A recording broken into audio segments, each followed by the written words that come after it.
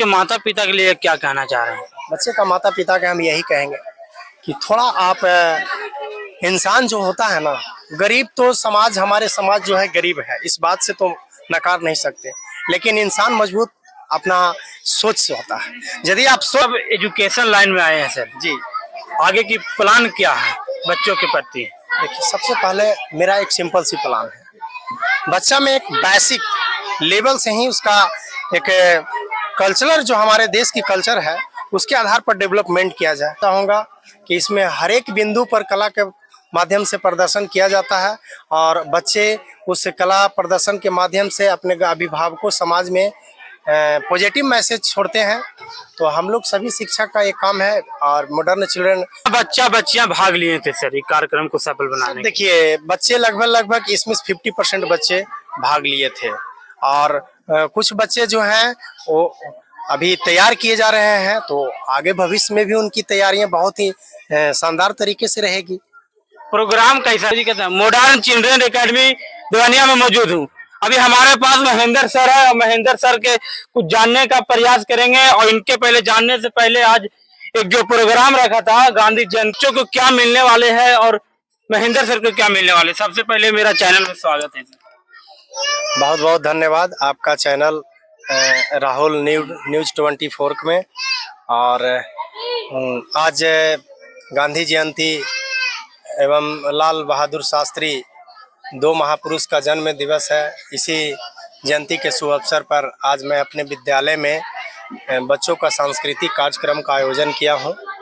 और इस कार्यक्रम का आयोजन करने का मेन मकसद ये होता है कि बच्चे में कला के प्रति और सांस्कृतिक कार्यक्रम के प्रति जो उत्साह है वो बढ़ती है और इससे उनका जो दिमाग है वो एजुकेशन के प्रति अट्रैक्ट होता है। तो इसके माध्यम से मैं ये कहना चाहूँगा कि इसमें हर एक बिंदु पर कला के माध्यम से प्रदर्शन किया जाता है और बच्चे उस कला प्रदर्शन के माध्यम से अपने अभिभावकों समाज में पॉजिटिव मैसेज छोड़ते हैं। तो हम लोग सभी शिक्षक का एक काम है और मॉडर्न चिल्ड्रन एकेडमी के जितने भी विद्यालय परिवार है, मैं उन सभी को आभार प्रकट करता हूं, धन्यवाद देता हूं, क्योंकि उन लोगों ने भी बच्चों को सांस्कृतिक कार्यक्रम को आयोजन करने में और बच्चे को कला प्रस्तुति करने में बहुत बड़ा योगदान दिया है। तो मैं उनका भी धन्यवाद करता हूं। और अभिभावक जो भी यहाँ पर है उपस्थित हैं और जितने भी अभिभावक मेरे विद्यालय से जुड़े हुए हैं, तो कहीं न कहीं हमारे अभिभावकों में इस तरह का एक जुनून देखने को मिलता है। क्योंकि जब मैं विद्यालय स्टार्ट किया था तो ओपनिंग टाइम में उन लोगों के पास उतना जुनून नहीं था। जब से मैंने विद्यालय स्टार्ट किया और जब अभिभावकों से पेरेंट्स मीटिंग में बहुत से इम्पोर्टेंट बिंदुओं पर बात की, तो उसके बाद से मेरे अभिभावक बच्चे के प्रति और शिक्षक की जो बात है उसके प्रति एक अलग सी रुझान दिखाते हैं।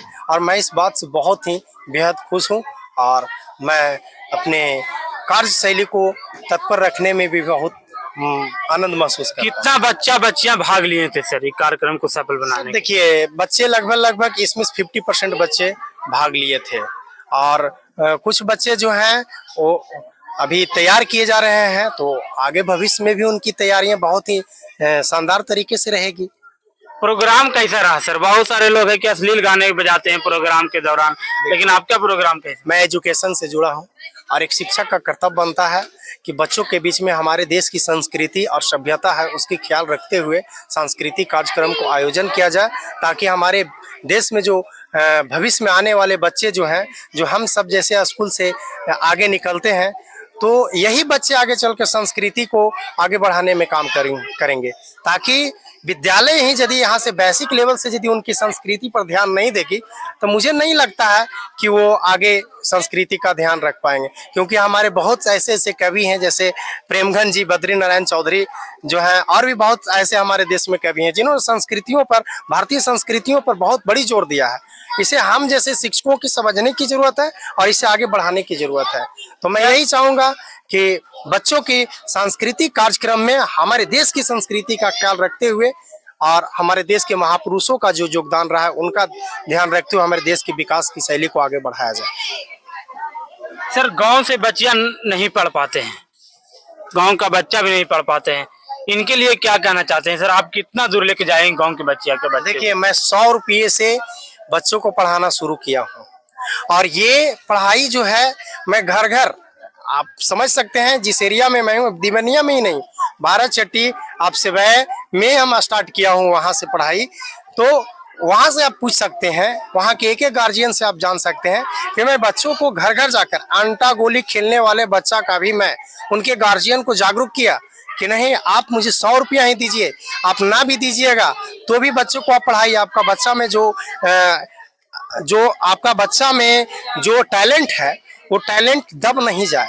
यदि दब जाएगा आपकी कमी की वजह से, आपकी जागरूकता की कमी की वजह से, तो ये बहुत बड़ी दिक्कत होगी। तो हमने उसे जगाने का काम किया, और ये देखा जाए तो हमारे समाज में जितने भी हम जहाँ जहाँ गए तो लोगों ने मुझे खुलकर सपोर्ट किया, और मैं इस बात से बहुत खुश रहता हूँ कि मैं अपने समाज में एक अच्छा काम कर रहा हूँ। और मेरे माता पिता भी इस तरह का झेले हैं, जिस तरह की आज हमारे समाज में बहुत सारे गार्जियन झेल रहे हैं। मुझे उन सब चीज़ों को सीख कर आगे बढ़ने, और इस तरह के बच्चों को, गरीब बच्चे, अनाथ बच्चे हैं, इन लोगों को आगे बढ़ाने में मुझे एक उत्सुकता सी मतलब महसूस होती है, और मैं इसमें इंटरेस्ट जगाता रहता हूँ। सर अब एजुकेशन लाइन में आए हैं सर जी, आगे की प्लान क्या है बच्चों के प्रति? देखिए, सबसे पहले मेरा एक सिंपल सी प्लान है, बच्चा में एक बेसिक लेवल से ही उसका एक कल्चरल, जो हमारे देश की कल्चर है, उसके आधार पर डेवलपमेंट किया जाए, और उनका जो साइकोलॉजिकल जो है माइंड, उसको रीड करके उस बच्चे को एजुकेशन देने का काम किया जाए, और बच्चे को हमारे देश के आधार पर, जो अभी डेवलपमेंट के आधार पर जिस तरह से हमारे बच्चे भविष्य में जरूरत है, उसके आधार पर उनको विकसित किया जाए। और ये विकसित तभी हो सकता है जब छोटे आधार पर जो बच्चे स्कूल जो जाते हैं, छोटे बच्चे जो स्कूल में सबसे पहले जाते हैं, तो उनके माता पिता से आप इंटरेक्ट करके, उनसे बातें को शेयर करके, आपका बच्चा में ये टैलेंट है, इनसे आप थोड़ा सा उम्मीद आप आगे बढ़ाने का कोशिश करें, आप हार ना माने, उनको इंस्पायरेशन देकर, इंस्पायर्ड जब तक आप नई गार्जियन को करेंगे तब तक बच्चे के टैलेंट को पहचान नहीं पाएंगे, और इस तरह से बच्चे आगे अच्छा भी करते जा रहे हैं। तो मेरा मोटो है कि मेरे बच्चे एक पेड़ की जैसे छाया, टहनी चारों तरफ फैल जाती है और छाया देती है, तो मैं एक पेड़ बनना चाहता हूं, और मेरे बच्चे आगे चलकर एक टहनी के रूप में अच्छा डेवलपमेंट के आधार पर, अच्छा ज्ञान के आधार पर एक प्रकाश फैलाने का काम करें। मेरा ये सबसे बड़ी तमन्ना यही है, क्योंकि ये सारे बच्चे जितने भी जहाँ जाएंगे, एक शिक्षक की जो गरिमा होती है ना, वो ये होती है कि हमारे जितने भी बच्चे मेरे पास पढ़ रहे हैं और पढ़ के आगे गए, वो सारे मेरे बच्चे हैं। वो भविष्य में जहाँ भी जाएंगे तो हाँ, एक शिक्षा का ज्ञान जरूर बांटेंगे। अच्छा, बच्चों के माता पिता के लिए क्या कहना चाह रहे हैं? बच्चे का माता पिता के हम यही कहेंगे कि थोड़ा आप, इंसान जो होता है ना, गरीब तो समाज, हमारे समाज जो है गरीब है, इस बात से तो नकार नहीं सकते, लेकिन इंसान मजबूत अपना सोच से होता है। यदि आप सोच लेंगे तो हमारे देश के एक गरीब का बेटा और मांझी परिवार से बिलोंग करने वाले दशरथ मांझी को देखें, ऐसे ऐसे कई महापुरुषों को हम लोग इतिहास में पढ़े हैं, रानी लक्ष्मीबाई या कई भी तरह का ऐसे ऐसे मतलब महापुरुष को देखे हैं कि जिन्होंने कई बाधाओं का, अनेक बाधाओं को पार करते हुए अपनी ऊर्जा के आधार पर गरीबी को अनदेखा करते हुए आगे बढ़ाने का काम किए हैं, और आगे बढ़े भी हैं। समाज उनसे प्रेरणा लेकर आगे बढ़ती भी है। तो मैं इन सब चीज़ों को ज़्यादा अपने आप में नोटिस करता हूं, और कोशिश करता हूं कि मैं एक समाज में एजुकेशन के आधार पर ही जाने जाऊं, और मेरा असली पहचान एजुकेशन के आधार पर। आप बोले सर कि हमारे समाज अभी भी गरीब है, लेकिन उस गरीब का बच्चा अगर प्राइवेट में पढ़ना चाहे या तो फिर आपके स्कूल में पढ़ना चाहे, उस बच्चा आपके पास कैसे पढ़ पाएंगे सर? बिल्कुल, उनके लिए भी ऑप्शन बना के रखे हैं। क्या है? बिल्कुल, हमारे पास जो भी असहाय बच्चे हैं, अनाथ बच्चे हैं, उनके लिए हमने फ्री ऑफ कॉस्ट उनके लिए सेवा प्रदान करने का जो है ना मौका बना कर रखे हैं। अभी कितना बच्चा के अनाथ बच्चों को देख रहे हैं? मेरे पास लगभग 25% ऐसे हैं जिनको अभी मैं पढ़ा रहा हूँ। 25%? जी 25%। क्योंकि जिस एरिया सुदूरवर्ती क्षेत्र से मैं गुजरता हूँ, तो आप अनुमान लगा सकते हैं कि यहाँ पर किस तरह का क्षेत्र है, और इसमें बहुत सारे लोगों को मेरा देखिए एक ही मोटो है, संसार में एक शरीर लेकर इंसान आता है, वो भी नहीं लेकर जाता। इस बात को आप समझिए। तो मुझे ज्यादा कुछ नहीं चाहिए, मैं इतना चाहता हूँ कि मेरी जो जरूरतें हैं, जितना समाज में एक इज्जत प्रतिष्ठा से होना चाहिए एक इंसान को, उतना ही चाहिए, मुझे ज्यादा नहीं चाहिए। कितना बच्चा है अभी? मेरा असली संपत्ति यही मैं मानता हूँ, अपना संपत्ति, कि मेरा जो समाज में क्या योगदान रहेगा और रहा है, मैं उस चीज को मानना चाहता हूँ। आपका तो सर जो जिस तरीका से आप बात किए, आप गुरु रहमान सर का रिकॉर्ड भी तोड़ने वाले हैं। देखिए ईश्वर जाने, मैं तो रहमान सर एक बहुत अच्छे शिक्षक हैं और उनका मैं बहुत सम्मान करता हूँ। उनके बात बहुत कड़वे हैं सर, आपको भी उसी तरह बात है। आप समझ सकते हैं कि नीम का पत्ता को आप देखें बहुत कड़वा रहता है।